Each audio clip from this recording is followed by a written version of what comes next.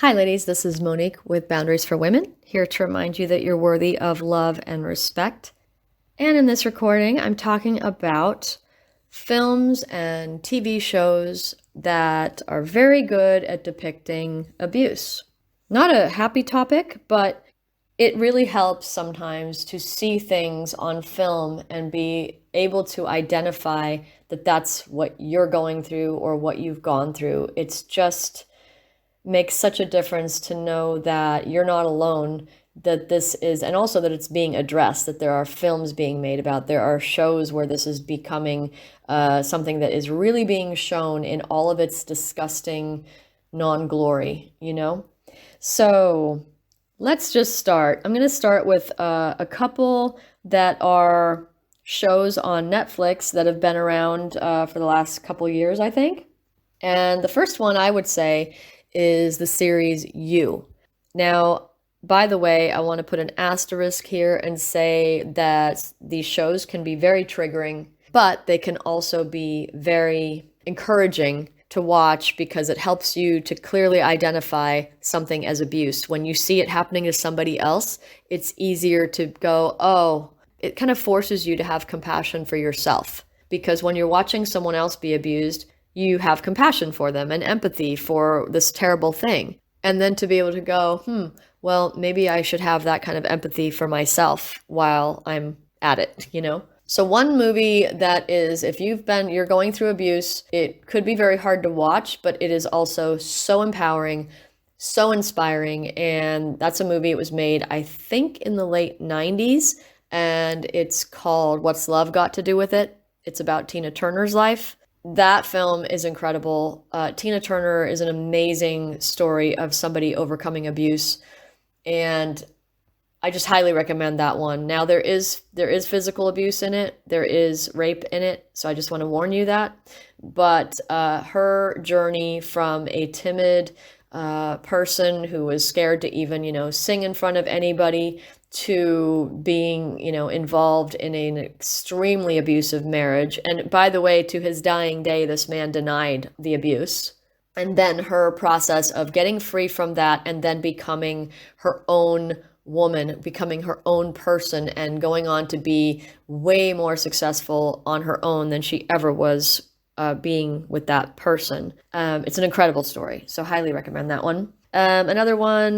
Another movie is Sleeping with the Enemy. Also, I think that's a movie from the 90s about a woman married to an abuser. There's also a movie called Safe Haven about a woman who escapes her abuser and he stalks her and comes after her. But it has a happy ending, so just so you know. Some other movies that probably don't get brought up quite as often is a more recent film called The Wife with Glenn Close was in that, about a woman married pretty much to a narcissist. There's nothing physical in it or anything like that, but it's a very good psychological study on what it's like being with a narcissist. So that's a great one. The movie The Duchess, which is with Keira Knightley and Ralph Fiennes, I believe. That story is also a great depiction of someone being with an abuser, made to feel like they're nothing, like where they feel like they almost don't exist because of that other person's self-centeredness. Another one for me, it's a personal favorite, is Effie Gray. It's a period drama, in case you like period dramas as much as I do. And it is about a woman who was married to John Ruskin, who was during the pre-Raphaelite art era in the 1800s. She was married to him, and it was a horrendous marriage. She basically felt invisible. She felt ugly. She felt like she didn't even exist. An amazing story with also a happy ending. Highly recommend it. It's with Dakota Fanning is in it. Her acting is fantastic in it. Highly recommend that one. Also, I'm a big fan of the pre-Raphaelite artists, so it's amazing to see a film set during that time. There was a film a few years ago called Mary Shelley. Mary Shelley, in case you don't know, is the woman who wrote Frankenstein. And that is another amazing film where it's very interesting how often women during the times, where women back in the 1800s, a lot of times the stories that they were telling and the books that they wrote were actually about the things that they themselves had gone through or were going through, which is interesting because these books became classics, and then made into movies. Mary Shelley, The Tenant of Wildfell Hall. It's a story by Anne Bronte. She's one of the Bronte sisters who isn't as famous as the ones who wrote Jane Eyre and Wuthering Heights. Tenant of Wildfell Hall, also an abusive marriage, but she does get out, so another hopeful one to watch. These are all incredibly inspiring because they can, when you see, not only seeing somebody abused, but when you see them get out and you see they did it, if they did it, I can do it, especially when they're based on true stories. It is so empowering to watch because you can put yourself into that mindset and you can go, wow, if she did it, I can do it, So let's see. Gaslight, obviously. Gaslight was the film that term is coined from that film. The term gaslighting comes from the film Gaslight, which was made I believe it was in the 40s, maybe even earlier, 40s or 50s. And it's about a husband who tries to drive his wife insane by changing the gas lights in the house. And then when she says something about it, tries to act like he doesn't notice it. She's imagining things. And he wants to drive her insane so that he can have her put away so that he can have her money, basically. So more recent ones that are on right now that you can watch on Netflix. There's a series called You. It is, I will definitely say, trigger alerts there. But the reason it's so fantastic is because it's depicting an abuser from his perspective, where you actually hear his thoughts and what he's thinking as he's doing all the things he's doing, showing how he does everything. It's like there's a method to the way he thinks, the way he justifies his actions to himself, the way he tells himself he loves this person and that he's doing everything for their good. It's incredibly disturbing, but it's brilliant because most times in film you don't get to hear what the characters are thinking.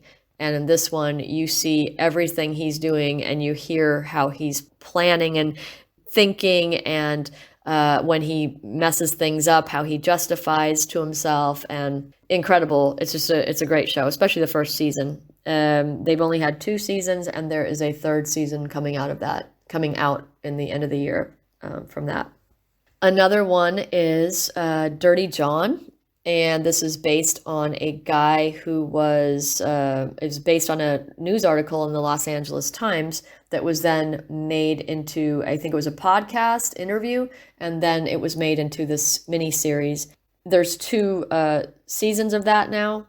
They're both brilliant, and I think they are both based on true stories as well.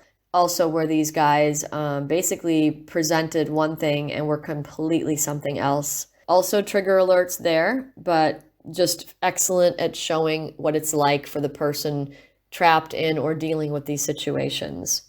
And then there's one also out right now. Personally, I have not been able to get myself to watch the whole thing because it's incredibly disturbing, but it's called Berlin Syndrome, about a girl who visits Berlin. She just kind of decides to leave her country and wants to visit Berlin because she's heard all these things about, oh, it's really free and all these people are just living wild kind of lives and whatever. And she meets this unassuming guy on a street corner.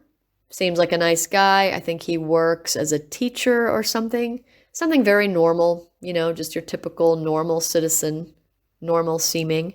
And he ends up trapping her in his apartment. Like, they very quickly get involved, and then she thinks she's just had a one-night stand and she tries to leave, and he's actually locked her into the apartment, and his apartment is completely soundproofed and everything is sealed shut so she can't get out.